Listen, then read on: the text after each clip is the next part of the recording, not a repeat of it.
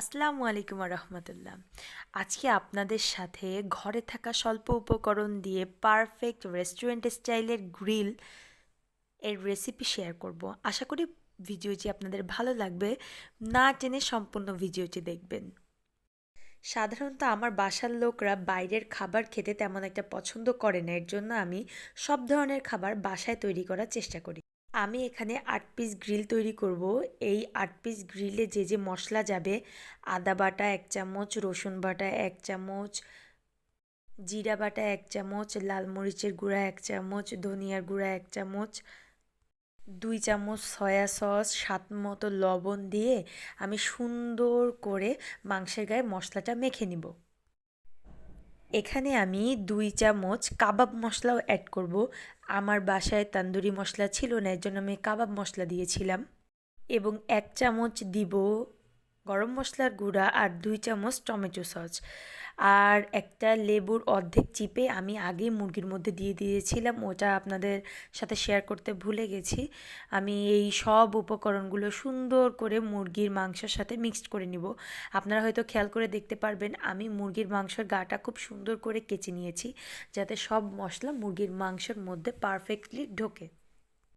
এখন আমি হাতের সাহায্যে সুন্দর করে মাংসটা ম্যারিনেট করে ৪০ থেকে ১ ঘন্টার জন্য রেখে দেবো। যত সময় রাখতে পারবেন তত মাংসের মধ্যে মশলার টেস্টটা ঢুকবে, ঘ্রাণ ঢুকবে, খেতে ভালো লাগে আর মাংসটা জুসি সফটও হয়। দেখুন, আমার মনে ছিল না এখানে একটু আচার অ্যাড করার কথা। আমি পরবর্তীতে এখানে একটা আমের আচার অ্যাড করে দিয়েছি এবং আচারের তেল আর অ্যাট লাস্ট আমি সরিষার তেল, সরিষার তেলটা এখানে আমি অ্যাড করেছি। আপনারা হোমমেড গ্রিলে সব সময় আচার ব্যবহার করার চেষ্টা করবেন।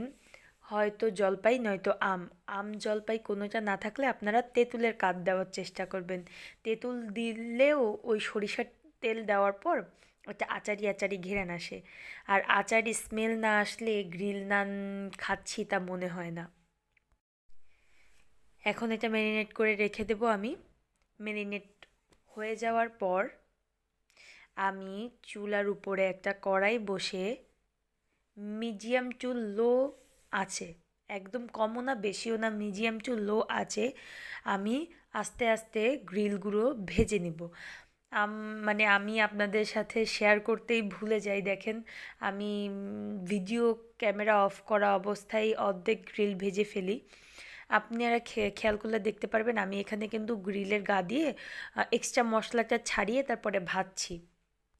বেশি মশলা দিয়ে ভাজলে একটা তেতো তেতো ভাব চলে আসে মাংসর মধ্যে, স্মোকি ফ্লেভার কম, তেতো ভাব বেশি আসে। এর জন্য আমি গা থেকে অতিরিক্ত মশলাটা আমি রেখে তারপরে আমি গ্রিলটা ভেজে নেব। আর যে মশলাটুকু থাকবে ওইটুক দিয়ে আমি এটা গ্রেভি তৈরি করে নেব। গ্রেভির রেসিপিটা আজকে আর দিব না, নেক্সট ভিডিওটা শেয়ার করব। আর হ্যাঁ, একটা কথা বলতে আমি ভুলে গিয়েছিলাম, আমি এখানে কিন্তু 1/2 চামচ গোলমরিচের গুঁড়া আর 1 চামচ কাঁচামরিচ বাটাও অ্যাড করেছিলাম।